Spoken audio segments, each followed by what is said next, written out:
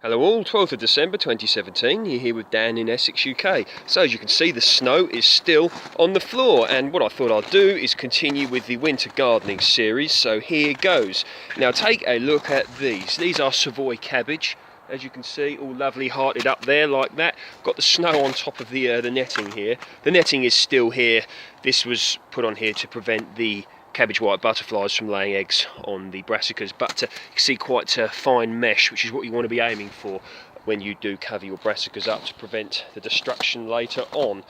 So you've got some leeks here as well, look, so you can see sitting here in the snow, perfectly hardy. You can see everything's kind of like looks squashed down sort of thing. The cold can make plants like these, even ones that are cold resistant, wilt a little bit, but they'll be perfectly fine. This is spinach as well, so lovely there, look at that, some nice spinach. So you can see just from this area you can be having spinach, you can be having cabbage, and you can be having leeks, all looking very strong.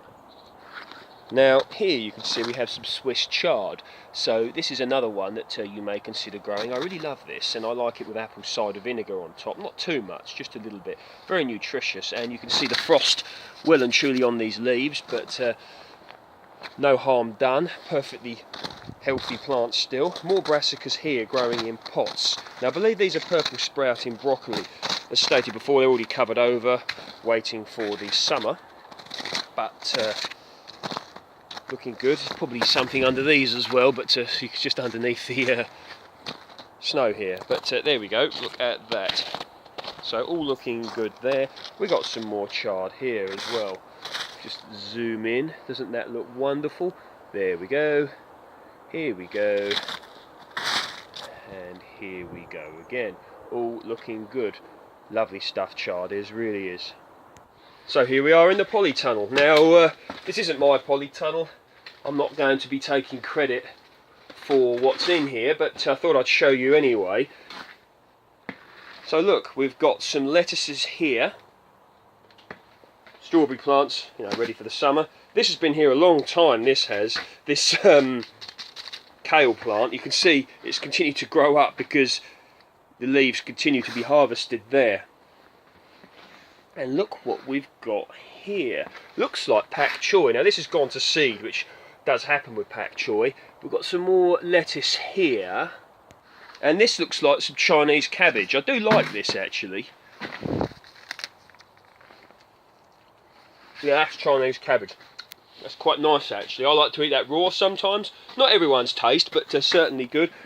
Well, all sorts here. Corn salad. So yeah, you can see that things are still moving here pretty good, despite the weather. Looking up here on top of the polytunnel, you can see that there is snow on top. Oh, good grief. That's hard and heavy. So yeah, that's another thing to sort of recommend these feel-good UK polytunnels. You felt how solid that was up there like that. And you know, it's still withstanding it very well, this reinforced plastic that covers the polytunnel. So I think this polytunnel's been standing about 3 or 4 years now, and it's still the same cover, so it's certainly doing very well indeed there. It's well secured to the ground as well, obviously, so it doesn't blow away on a frame, etc, etc, but no sign of perishing on this plastic cover yet, so that's good. Broad beans. There you go. They'll be ready to be planted out at a later date. So got some more very healthy looking kale plants here. Snow, frost, etc. well and truly on them, but standing up tall these are, look at that. All looking good in my opinion. Oh, just come back into focus there. Some good meals off of there, look. Harvesting these leaves, boil them up, steam them, whatever. There is apparently a recipe for kale crisps, but never tried that myself, but I imagine that would be very nice. Some more Swiss chard, no, it's either Swiss chard or probably no, spinach. Got some spinach here, look behind here, all looking good indeed. Some more Swiss chard there. So very nice winter vegetables, all growing away quite happily. See here, look, a fox has been walking along, or a cat or something like that. You can see the footsteps. And here we go, Lakemont Seedless. Now, I'm not going to go into detail on this because I spoke a lot about this in the past, and I do have videos on Lakemont Seedless grapevine, which I do recommend for growing in the UK climate outside. Years ago I had a monster vine, and it really does produce heavy crops of grapes. I had a vine that produced in excess of 100 bunches every year, so Lakemont Seedless. Now, probably going to be taking some cuttings off of this again. Not going to do it just yet, although you can do it now. Anytime it's dormant, which means that when the leaves are off, like, and the plant is resting for the winter period, these require dormancy in order to fruit, which, considering most people think of grapes as a hot climate fruit, which indeed they do well in countries with long hot summers for obvious reasons, but they do require a period of dormancy, so brought about by the colder weather. So you can see here, going to be taking some cuttings off of here. That's a good one there to take, and what you do is you snip it there with your secateurs, nice and sharp, nice and clean, and you'd get a pot of soil or compost, or you can even put them straight in the ground.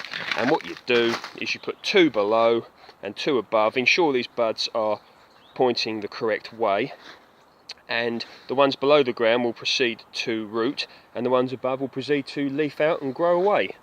So generally a very high percentage success rating I've had, about 80% of the grapevine cuttings that I take. And what it needs to be a piece of last year's growth, not a bit of old wood, piece of last year's growth. So this would have been last year's growth, so this will be brilliant for taking cuttings, but I probably will do a video on that. Now this is a graft that I took myself. Now this is variety Winter King, and obviously these are no good now, but great long keeping apple, and these will keep until April or even May the following year if stored correctly. You can see where I did the graft down here. There you go, it's really closed up well, and what I'm hoping, this is on MM106 rootstock, otherwise known as a half standard, so it should hopefully be a fair sized tree. But what I'm hoping is that this will continue to thicken up here, the scion, which I got off of the from Stephen Hayes on Stephen Hayes' YouTube channel. Check that one out, Stephen, S-T-E-P-H-E-N, Hayes, H-A-Y-E-S. Put that in YouTube, lots of information on there if you're interested in orchards, etc, etc. But yeah, so I'm hoping that what this is going to do is sort of like have the good sized canopy, but yet have the tree as a small, not too high tree, so that picking is easy. But we'll see. As I stated, I grafted this myself, so I'm expecting, we shall see what happens. But they've done well recently, in recent years, so very happy about that indeed. So it's meant to be warming up a little bit next week, so that's good. But end of the day, it's winter, and in a funny sort of way, it's nice to be experiencing some proper winter weather, because in the UK, at least this part of the UK, we quite often don't get weather that is largely considered wintry, if you understand my meaning. Sometimes it's a little bit milder than one might expect, not like the sort of traditional winter that one would think of with deep snow, etc. So in a way it's nice, as long as people out there are keeping safe, driving nice and sensibly, which is what we like to do, and hopefully a long warm summer coming up. Take care, speak soon. Alright, some more growing away here. I wonder what these are, garlic or onions or something. Okay, see you soon.